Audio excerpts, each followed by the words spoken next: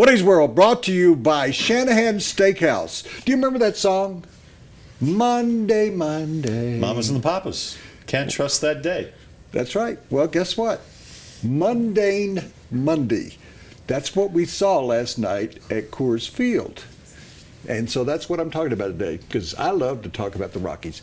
The Rockies were treated as badly as a rented mule last night. They were blown away by the superior San Diego Padres. They lost Nolan Arenado and Corey Dickerson to minor injuries.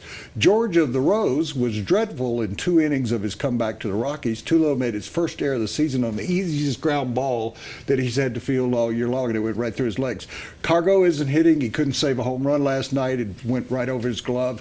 In right, Justin Morneau, the NL's top hitter for average last season, got a trophy for being Canada's best player. It was presented to him last night at the game, and he continues to hit like he's Latvia's best player. Drew Stubbs struck out. Stop me if you've heard that before. He has struck out. He struck out 25 times in 50 at-bats in spring training. He's now, if my count's right, he's had 7 strikeouts and 12 at-bats. That's like a 56% percentage. 56% percentage? Their depth's not deep. How's that? Good news is few people saw the game in person or on TV. Mundane Monday. The Rockies announced a crowd of 22,000. At least 12,000 of those came disguised as Claude Rains. Most of you don't know who Claude Rains was. He was the movie's Invisible Man in 1933.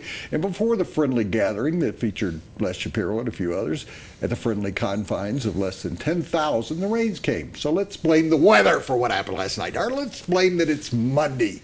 Or let's blame the opponent. Or let's blame that they were coming off a road trip where they had lost 3 in a row to the Dodgers. Or let's blame the Padres, and nobody cares about the Padres because nobody's moved from San Diego to Denver because San Diego's a nice place too. So the Padres had no fans. Let's blame the sweep. Let's blame the children because it was a school night and they didn't want to go to the game. Let's blame the media and use F-bombs for not praising the Rockies to mile-high heaven. Let's blame everything but the Rockies themselves. The only people who went to the game last night, I mentioned, were Les Shapiro, the Rockies lackeys that are on radio and television, the cast of Singing in the Rain, people who couldn't give away their tickets, and maybe some people who participated in 420 yesterday downtown, and they didn't know where they were or what they were watching or didn't care. That was a sad night, like the early Tyson fights, over right after it had begun. Witnesses would have turned it off if they'd watched it on pay-per-view and demanded their money back. If this had been a Broadway play last night, Les, it would have closed at intermission. Maybe Dick Monfort is right. Maybe Denver doesn't deserve a major league team. Maybe they should move the Rockies to a city that deserves a major league team, like, Charlotte, North Carolina, Buffalo, New York, Sacramento, California, Memphis, Tennessee, my old hometown. Wonder how much Louisville, Kentucky, and New Orleans, Louisiana would like to have a fragile bunch of players who get hurt all the time. The Rockies possess a player who can't play catcher, can't play first base, he can't play in the outfield. They got a utility infielder who is worse than mediocre in the field, and at the bat they got an outfielder who strikes out 58% of the time. They got an ace pitcher that gives up 9 runs in 2 innings. They got no starting pitchers who can pitch 7 innings. They had a reliever who was blown up Sunday and promptly returned to the minors. They got a relief pitcher who is the oldest player in baseball, and he can't close and he can't even pitch in the middle of the game.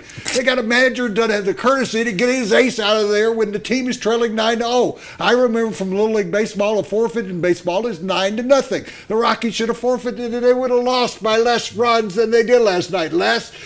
I lost count of 6. I think they lost by 11, but I didn't keep up. And the Rockies have a general manager who doesn't have the humidored balls to make a trade or sign a quality pitcher. He is nothing more than a puppet for the owner, I've already paid, who thinks that Denver doesn't deserve a major league team. Dick said to a fan last year, if you don't like the product, don't come to the game. Well, at least 40,000 people took him at his word last night. Oddly enough, when De La Rosa pitched in Albuquerque on a rehab assignment, and I looked this up this morning, the attendance there closely matched the actual number of people in the ballpark last night. Move it to Albuquerque. Oh, by the way, this draft and development, it's daft and stupidity. Jonathan Gray is 0-2 with an ERA of 9, which is equal to Rex Brothers' ERA.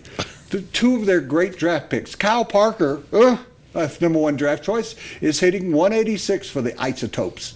How's that going, Rockies? The Rockies will have only 2 of their own draft choice position players in the lineup tonight. 3 if you count the pitcher.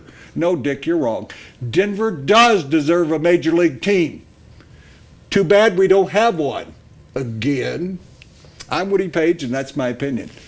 It's not the opinion of Shanahan Steakhouse, but Shanahan Steakhouse has been selected by the public as a best restaurant in Denver. We think it is the best restaurant in Denver, and it's Open Table's 2015 Diner's Choice winner.